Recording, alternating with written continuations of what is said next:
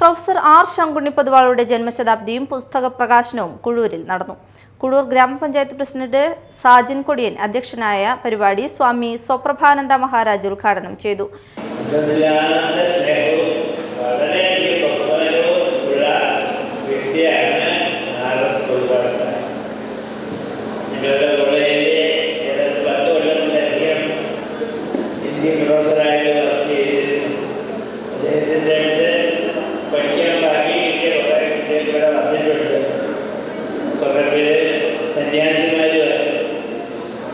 അദ്ദേഹത്തിൻ്റെ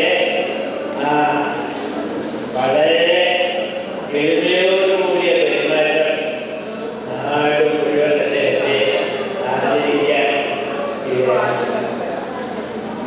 എന്തെന്നില്ലാത്ത ബഹുമാനം ഇല്ലാത്തതുകൊണ്ട് അദ്ദേഹത്തിൻ്റെ പക്ഷത്ത് നിന്ന് അറിയാതെ ഒരു വിദ്വേഷത്തിൻ്റെ വാക്ക് പുറപ്പെട്ടിട്ടില്ല.